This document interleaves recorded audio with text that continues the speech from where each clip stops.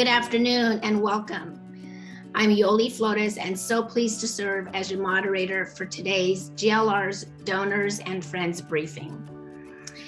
As many of you know, I served as Chief Program Officer and then as Chief Learning Officer for CGLR from 2014 to 2021. Earlier this year, I joined Dr. Dana Suskind at the TMW Center for Early Learning and Public Health to launch a national campaign based on Dr. Suskind's new book, Parent Nation, Unlocking Every Child's Potential, Fulfilling Society's Promise. As the National Campaign Director for Parent Nation, I'm leading efforts to activate and mobilize parents and allies in pushing for a society that better supports parents, an issue that has been central to my work and CGLR's work for one central reason. The potential of children depends on support for their parents. So with that, let's get started. And let's get started with a welcome from a very special friend. Deborah Jacobs, President and CEO of the Patterson Foundation, regrets that she cannot join us today. However, MVP Deborah, that's how Ralph refers to her, took the time to record her welcome. Here's Deborah. It was 2012 that the Patterson Foundation and the Campaign for Grade Level Reading met each other at the All-America Cities Awards in Denver, Colorado. 2012. The question was, could the Patterson Foundation work with this nationwide movement? The beauty of this movement, it is not top-down driven. It is community percolated, and then the national campaign knits and shares proven practices so that wherever a community is, they can go deeper and broader for the moral imperative of having all children be successful. We talk about it being the campaign for grade level reading, but it starts at birth. Getting that child to fully develop so they're ready when it's time to go to kindergarten. And then once they're in school, make sure that they're there. And when they have that out of school time, are there quality learning experiences to engage both the child and their family? Because we're building our future communities. It is a moral imperative. Well, the Patterson Foundation has found numerous ways to engage with the campaign. Yes, we invest deeply locally in our 4 counties in Southwest Florida. We're part of a Florida network. And we have chosen to be an enterprise funder year in and year out steadily and with no small amount of money. But we have chosen this campaign is important, and I encourage other funders and donors who are interested in having a vibrant society of children who are fully capable of being successful to join this movement.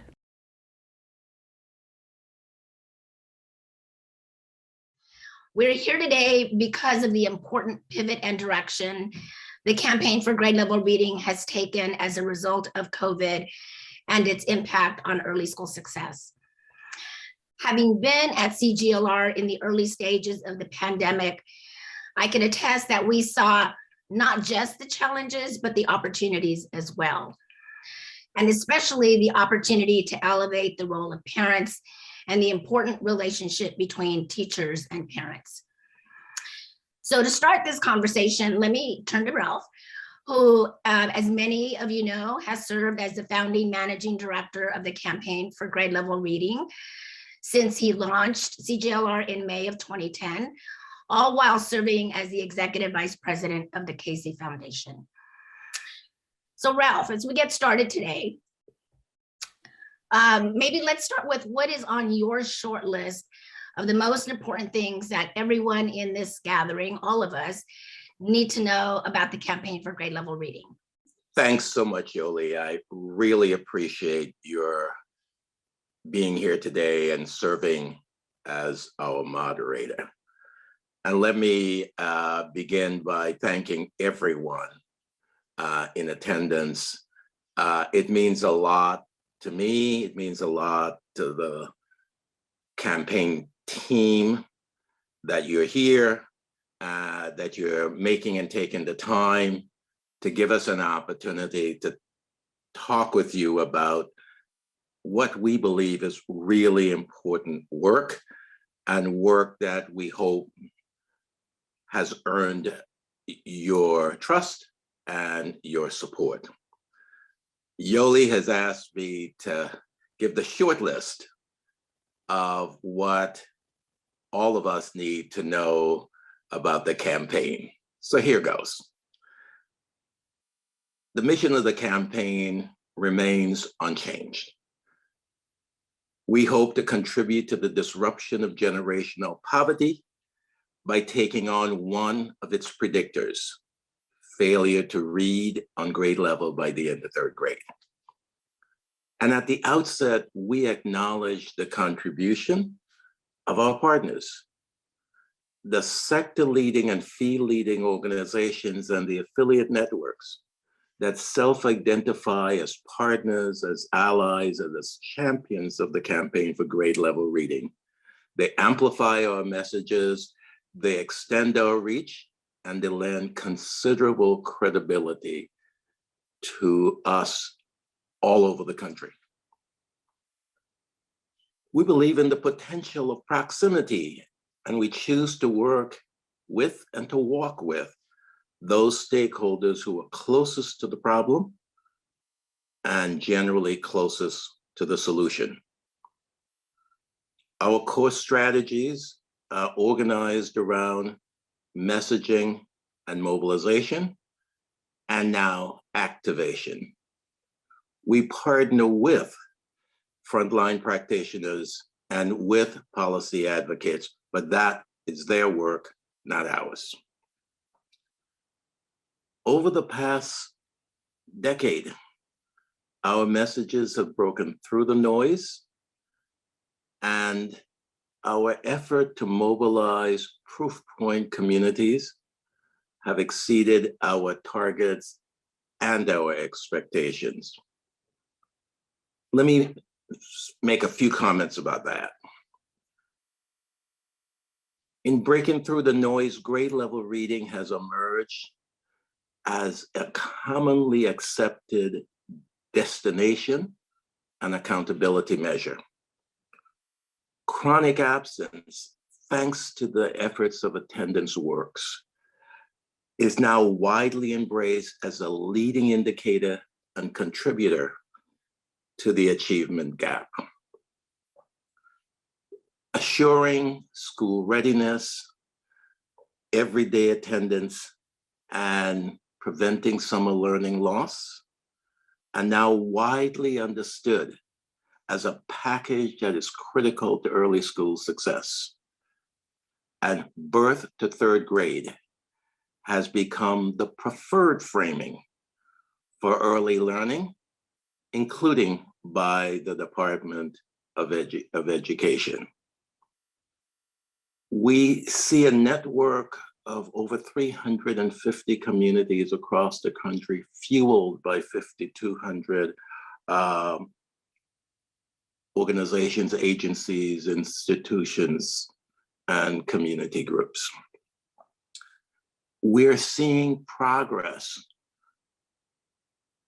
on readiness, progress on chronic absence, progress on summer learning, and our own process for vetting community data and community claims, what we call our pace setter recognition process, has yielded 136 communities in 36 states that over the last several years can claim legitimately and verifiably progress in these areas. And of this number, 36 communities in 18 states can be recognized for progress in grade level reading proficiency.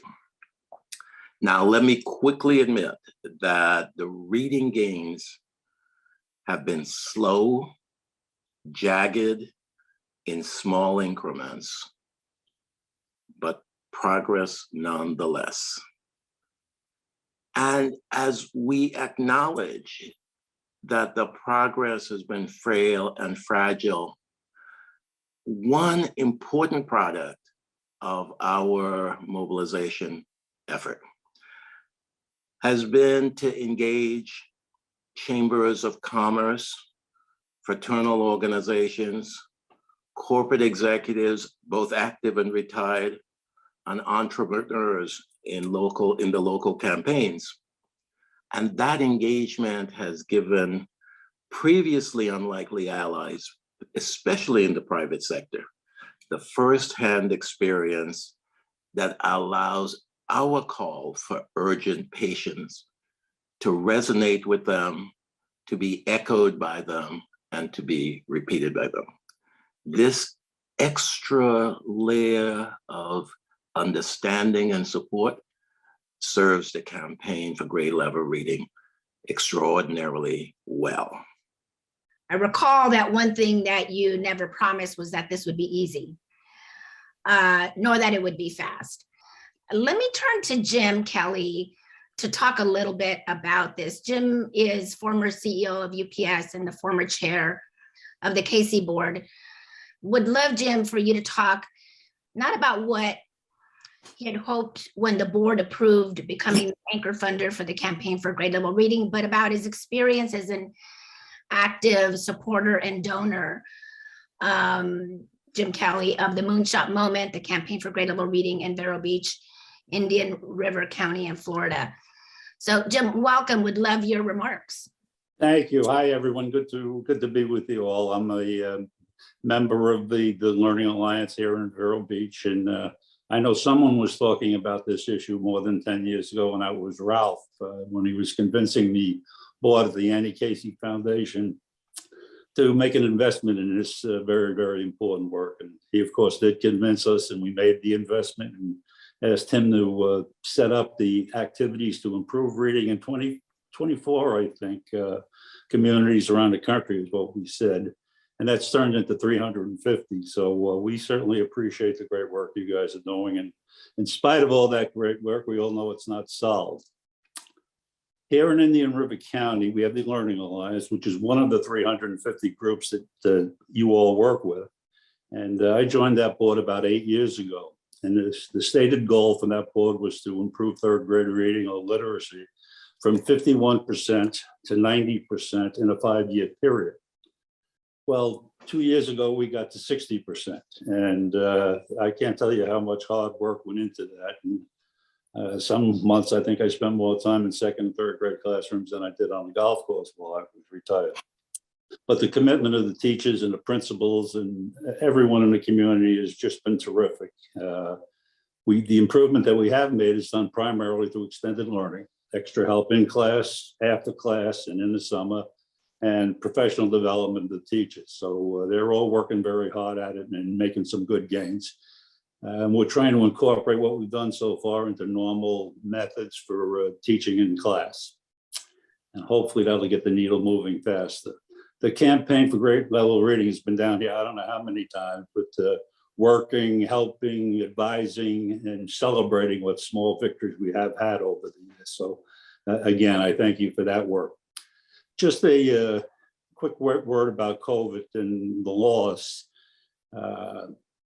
I know most communities have had a loss. We have a new superintendent here, Dr. Moore, who the Learning Alliance helped recruit from Miami, but he really rallied the entire community, principals, teachers, unions, community leaders, to get kids back in class. He, of course, knew that the child in front of a teacher in class is going to learn a lot more than sitting at home trying to do it remotely. So last year when school started, he had 61% of the kids in class. And by Christmas of last year, he had 85% of the kids in class, when most communities in the country were still debating whether or not they should go to school. And as a result of that, we were able to maintain our 60% rating. And we went from of 67, I think we were 27th of 67 districts to 16th of 67 district rated. So we were able to maintain where we were, and we moved up relatively to where we were in the rest of the state. So The folks here have just done a terrific job, and I'm proud to be associated. We have a lot more work to do, of course, and I'm anxious to hear what you guys are going to tell me today, and that'll be helpful. Thank you. Thank you, Jim. For those of you who don't know, the work in Vero Beach and in Indian River County, the Moonshot Moment, is always sort of one of the shining stars of the network. So many communities look to you, to the work there, the impact. So thank you for being a model in the network for the work we can and must do. Thank you for saying that. Not going fast enough, but we're getting it. Well, that's the point. Keep moving until we get there. Ralph, let me come back to you. You know, Jim just mentioned the onset of COVID and the impacts. And we had a moment, and I was still with you at the campaign, where we needed to make a decision. We knew what was happening. We didn't know the extent, but we started to understand that our work moving forward would need to shift. One of my other favorite slides, and ask you to talk about that moment, to talk about the pivot that was occasioned by the pandemic, and how we made some of the decisions that we had to make.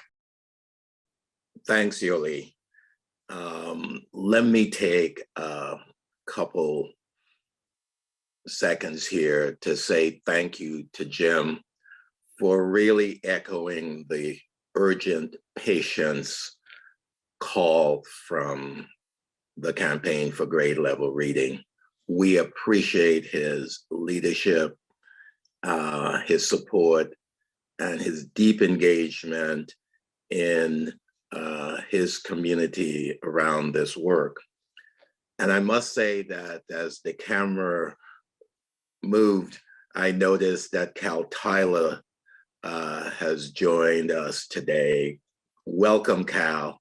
And I'm hoping that Cal will do what he always does, and we're going to call on Cal for a benediction, because Cal always pushes us to meet our expectations, to exceed them, to do more and to do better. And I suspect that will happen today one more time. I am not alone in leading work that looks so certain in February of 2020 and so uncertain 1 month later. And what we had to do was to pivot very quickly, but pivot with care, to figuring out how we would respond to what appeared to us at the time as an existential threat to our aspirations and our work to assure early school success for this generation of children. Rather than recount today what we said and did in the moment, I'm going to show you 3 clips from a talk I gave to the Growing Community Foundations Conference early last summer.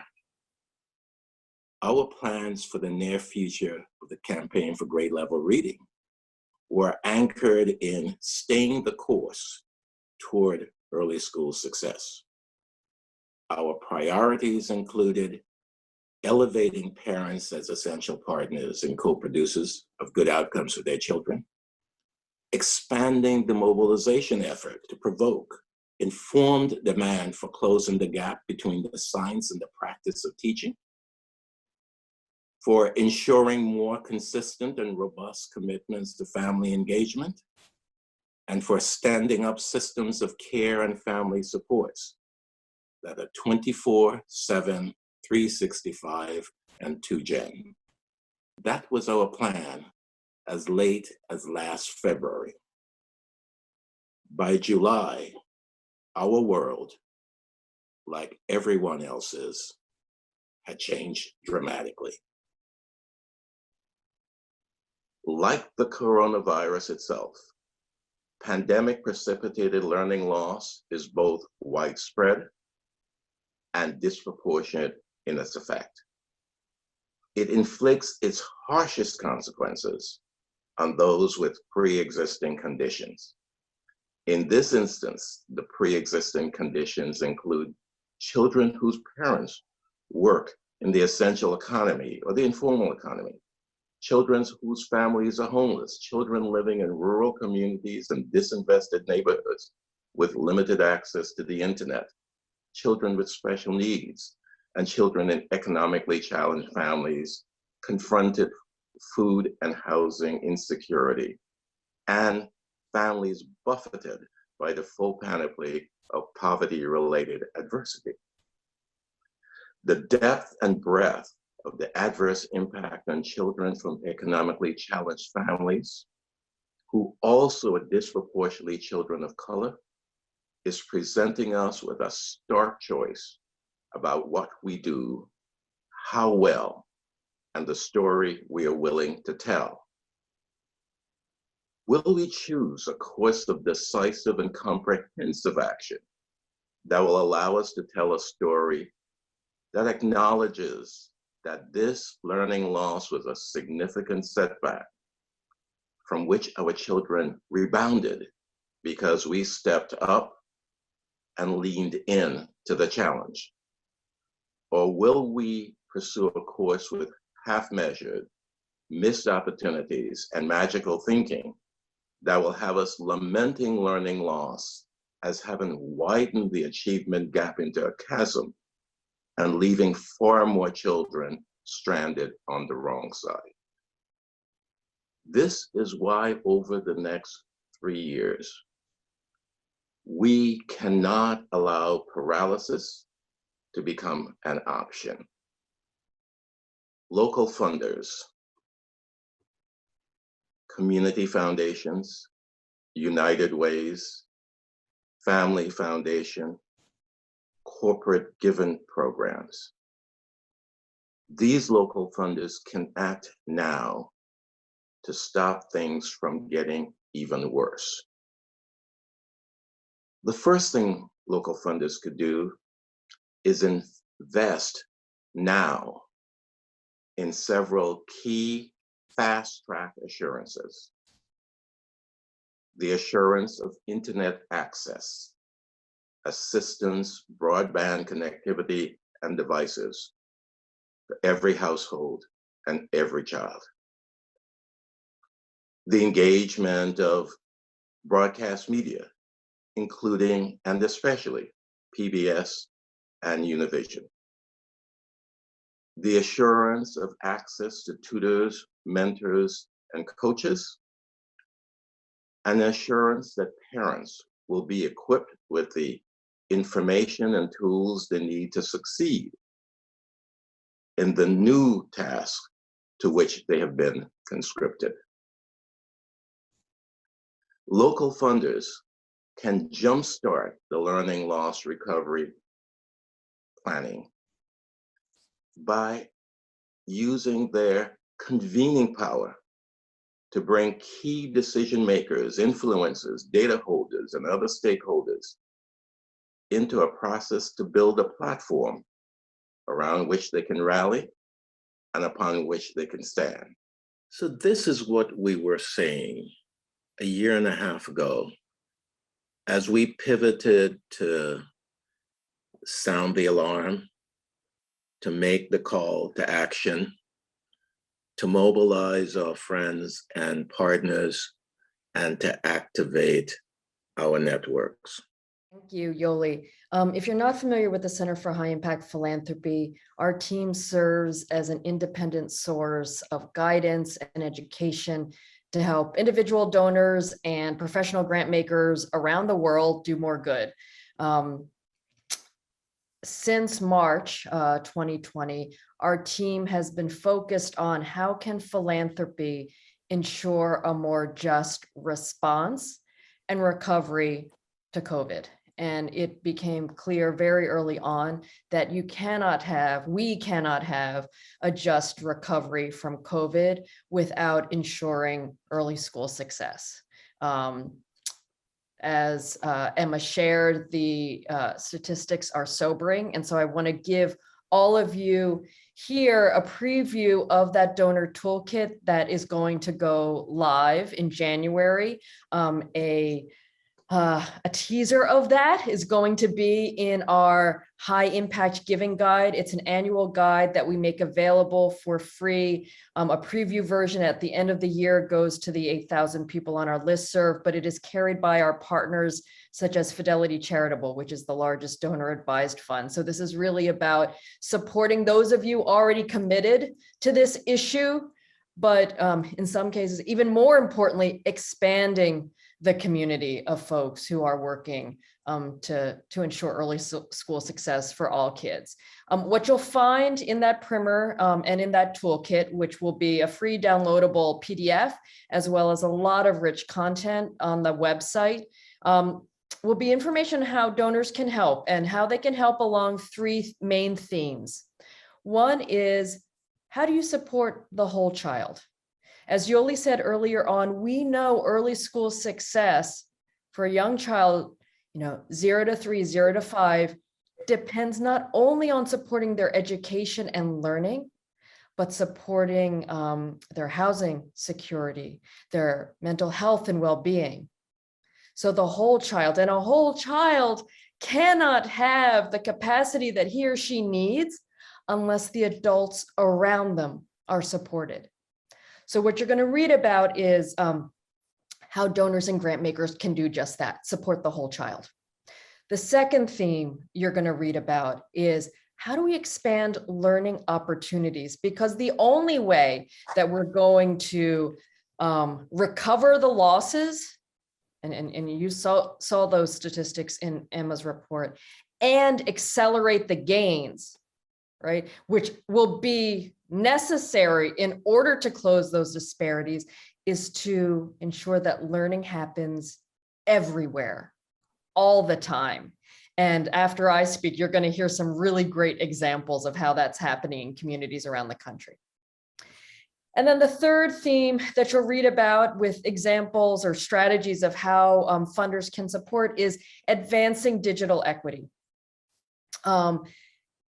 This is, we're all on Zoom right now because we can be. But one of the things that COVID made even more stark is the digital divide. And it's not just, as folks said earlier, lack of access to devices, it's lack of access to broadband, it's lack of access to fluency and digital literacy, so that children and their families can take advantage of the information and the resources that are available. So what I'll ask my colleagues, I think there are a couple from the Center for High Impact Philanthropy who have joined, is to drop in the chat a few resources. One is, a lot of what I've just described is actually an expansion of our early childhood donor toolkit.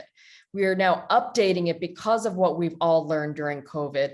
So that early childhood donor toolkit already exists on CHIP's website. The other resource that's available is a registration. So for those of you who are on this call already committed to supporting early school success, we'll make sure you get the first versions of that early school success primer. And there's a registration for that. And then we can also make sure that you get access to our the preview version of our 2022 High Impact Giving Guide. You can now hear from three of our coalition members, and we're going to begin with Omar Moses, who is the CEO of an organization known as MathTalk.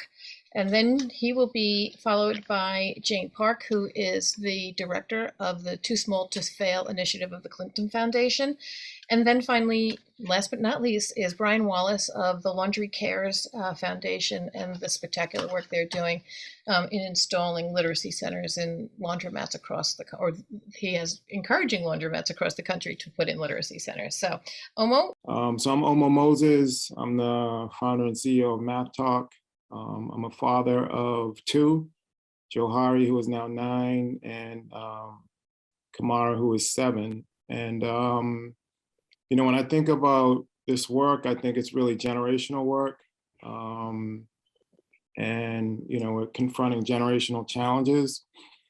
And so for me, this work is rooted in or grows out of Mississippi. It's where my mom and dad met in the 60s as they were organizing sharecroppers to demand the right to vote. And for me, our work is rooted in this idea that education, and even more radically, that math education is a gatekeeper to economic access and democratic participation. And so I've been involved with it as a kid. My first experiences were with my dad's algebra project. And we spent a lot of time learning math during summers and on weekends. And it wasn't the funnest thing that I did, but I learned that math was important. It was important to my community. And I also learned that I could be good at it. As I grew older, some of my first work experiences were teaching math to younger kids. And that was really impactful. And now as a father, I've feel blessed to be able to work with my kids to continue this work to really change the relationship that adults and kids have with math everywhere. And so this is my daughter, Kamara.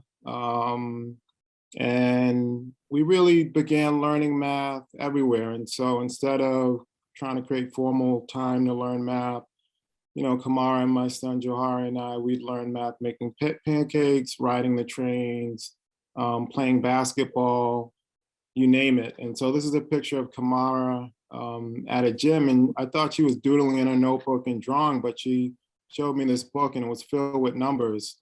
And I had spent about 2 agonizing years trying to work with her to be able to count to 30. And all of a sudden she shows me this book and it's filled with numbers from 2 to 1,000, and she's counting by 2s and 5s and 10s.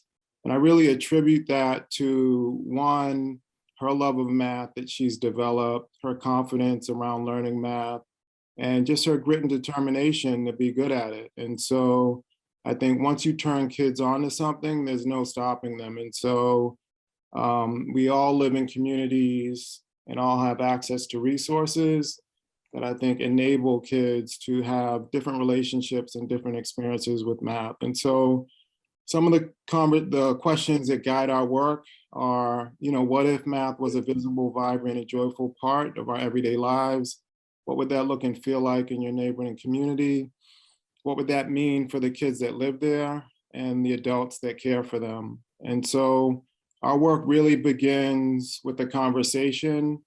And the example that I'm sharing here is a Dudley Square Neighborhood Math Trail that we developed with a number of community stakeholders. And the idea was, how can we transform spaces in this neighborhood so that math comes alive and math becomes kind of an active part of our everyday lives? And so our lead partner was the Dudley Neighborhood Charter School. And so we work with them to secure resources, to build relationships in the neighborhood, whether it was the supermarket at the city level to kind of secure space at a bus stop, whether it was organizations that are in the community.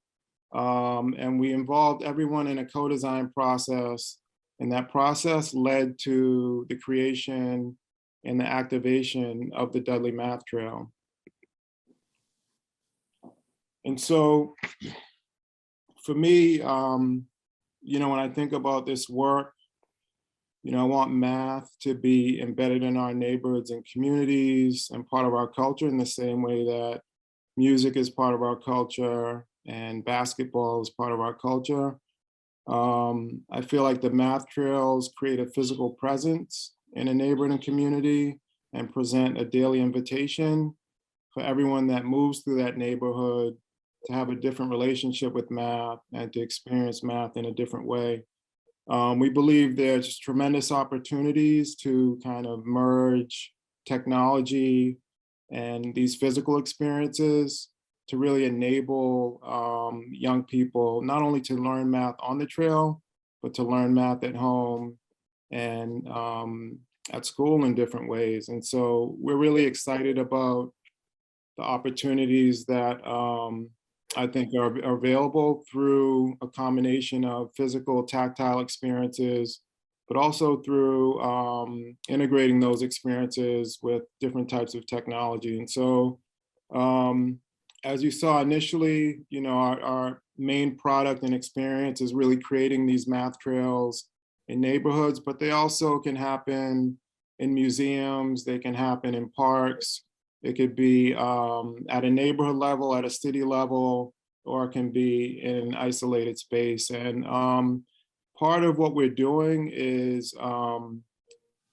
you know, elevating math in our communities in ways that are beautiful and that encourage folks to, that connect to our culture and encourage people to, you know, have a new experience, a different experience with learning. And so we build on that experience. And so this is our augmented reality bear. And, you know, if you go to our installations, there'll be QR codes and you can interact with the physical experiences, but you can also have a digital experience that's blended with that physical experience. And part of the goal there is to keep the experiences fresh and new, and to keep being, for us to keep being able to layer new content and new curriculum into the learning environment.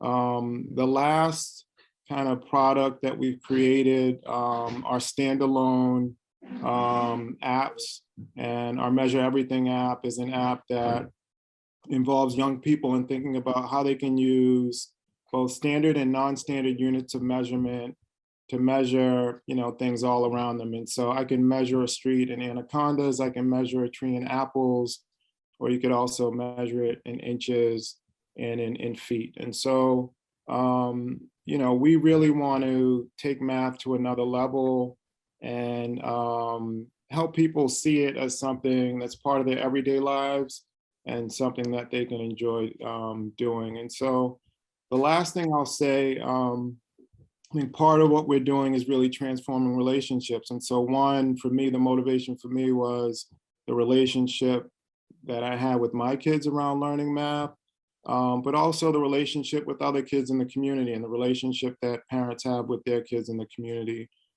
This is the image right here of, you know, college students that are training to be educators coming to the math trail at Dudley and experiencing this resource as part of their professional development.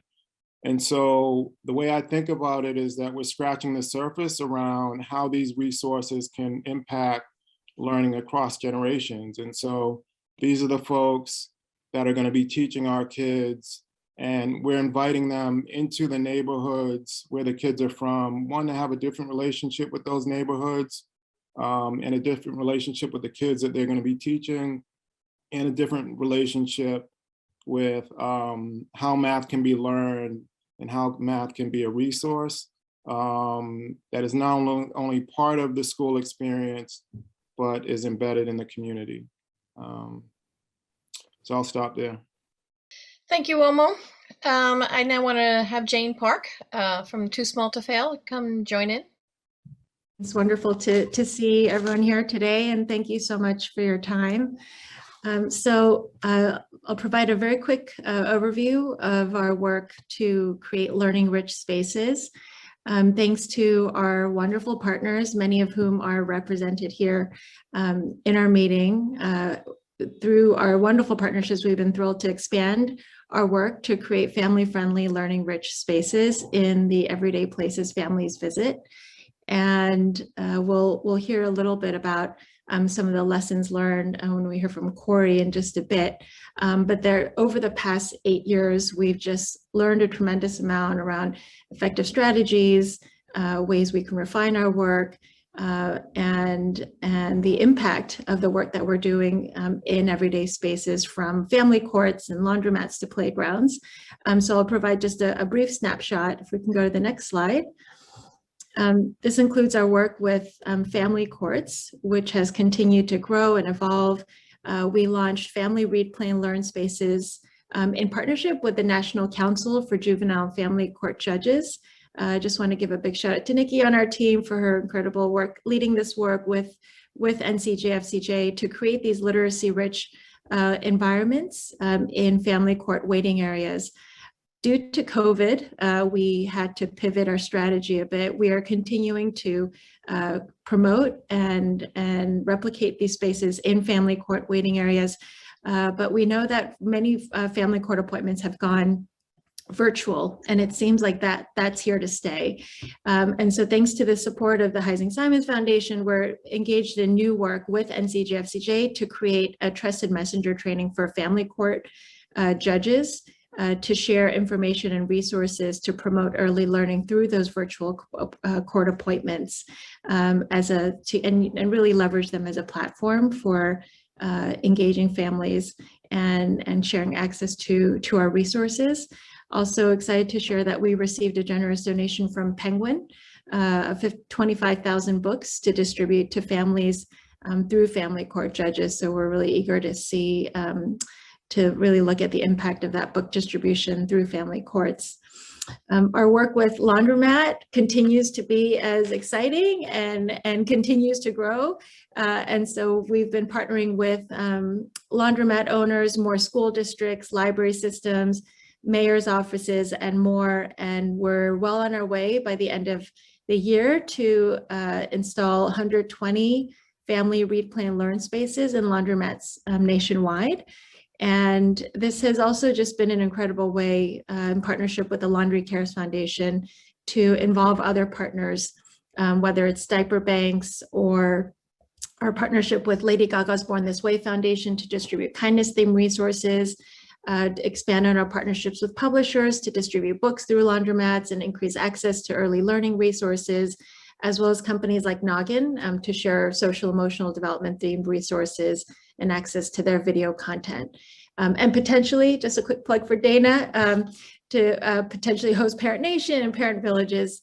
So, you know, laundromats continuing to be just a wonderful conduit for engaging families in this space. And our goal is to continue to expand the reach of our laundromat spaces. And one of our strategies for scaling is a new partnership we plan to launch next year with Kiwanis International.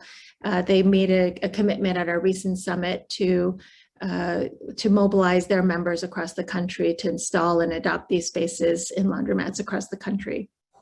And finally, through our partnership with Inclusion Matters by Shane's Inspiration and Landscape Structures, Landscape Structures really making a corporate commitment to embed literacy and early math and STEM into their equipment line of early childhood playgrounds. We now have over 892 Talking is Teaching themed playgrounds, and Corey will share a little bit more about just new and positive evaluation findings on the impact of these playgrounds on family interactions in this space.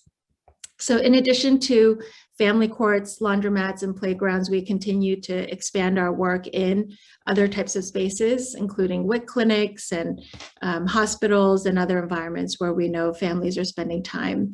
And we're eager to explore new partnerships with other associations and groups that have reach into families in these everyday environments. I just want to close by thanking CGLR just for the incredible partnership over the years. I could add many more bullet points here with ending in ing, but from advising, convening, connecting us with CGLR communities, really helping to mobilize and accelerate our work, and celebrating. This is just a graphic of our work featured in CGLR's tabloid publications a couple years ago, and this has just led to some incredible partnerships, and those clapping hands there I think perfectly reflect Ralph and CGLR to really celebrate and cheerlead for our work, which has really opened doors for new partnerships and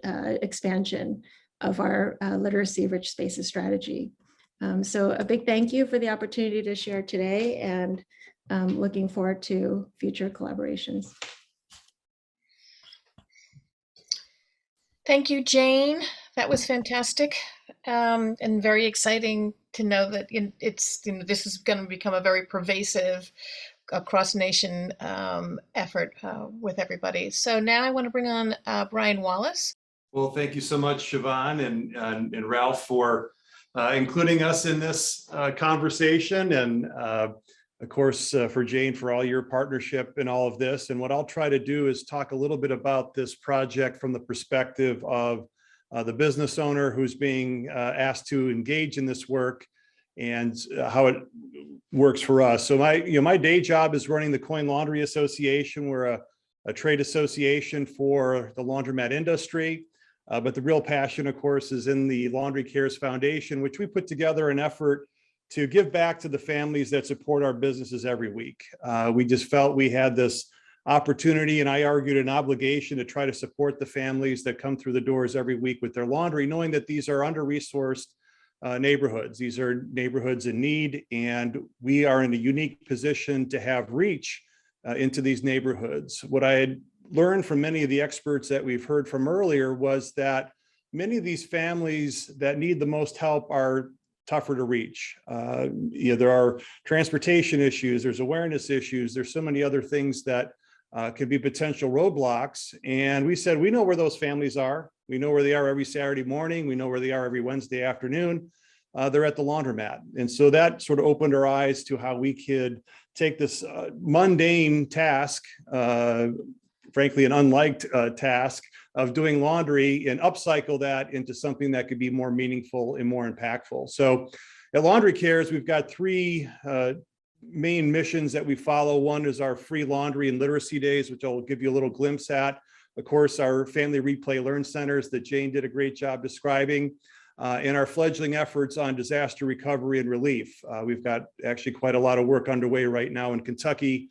In the wake of disasters, it's always very difficult to provide support, and often food and shelter are fairly readily available through existing programs, but the hygiene and dignity of clean clothes becomes much more difficult to provide in the wake of a natural disaster. So we're engaging in some work there as well.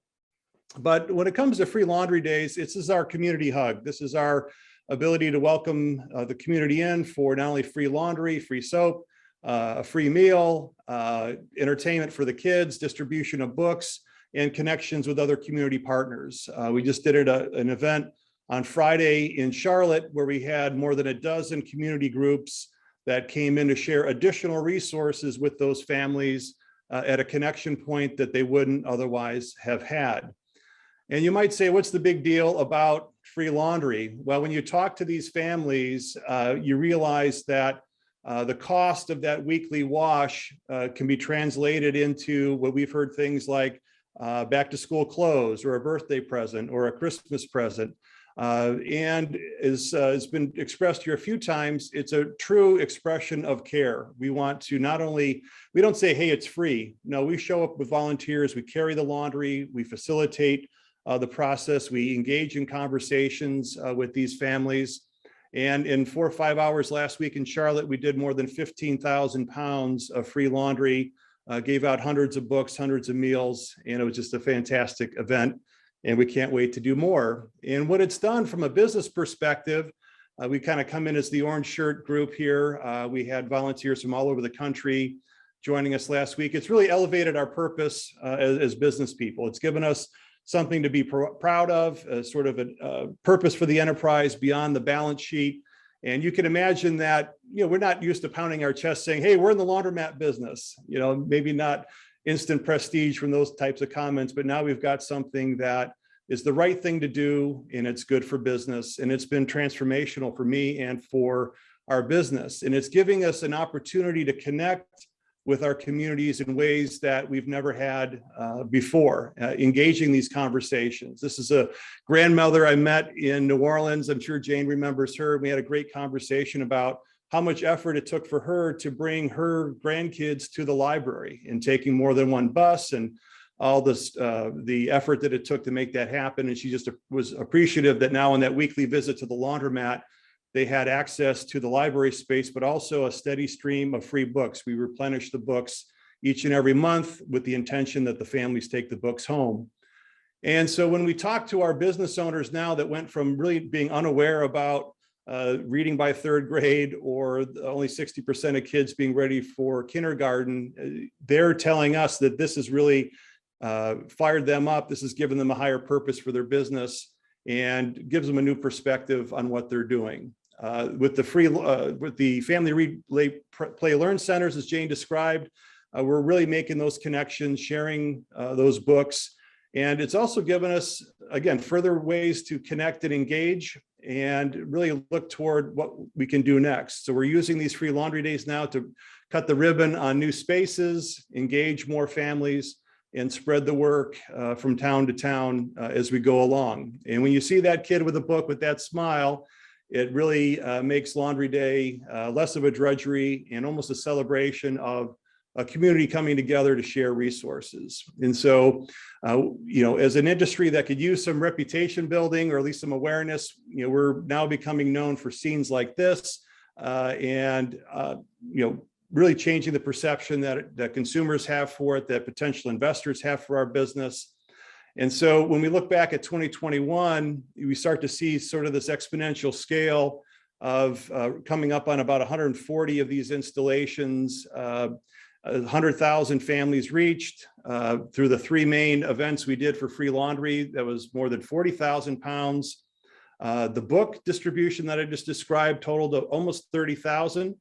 And when we had our summit together with Jane's organization, we brought 2,000 folks in. And now we've got about 1,000 laundromats that have raised their hand and said, yes, I want to be actively engaged in this work. So, I wanted to take a quick moment to thank Jane, knowing that she was going to be on it's been a really amazing 6 years together. That cold call that she described is really opened the doors to some incredible work that we've been able to do together, and certainly wouldn't have been able to do it without her having the brilliant idea to begin with, but then following that up with real action and helping us bring this to the market.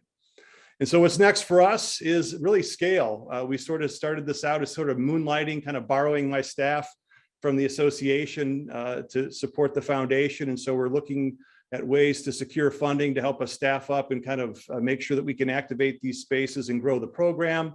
We're looking at other things we can push through this established channel. We know that we can help when it comes to health literacy and other types of resources. Our free laundry day in Denver a few months ago, we distributed more than 6,000 diapers. So we're just getting started. We really appreciate the inspiration from Ralph and Company and all of our partners, and we can't wait to do more.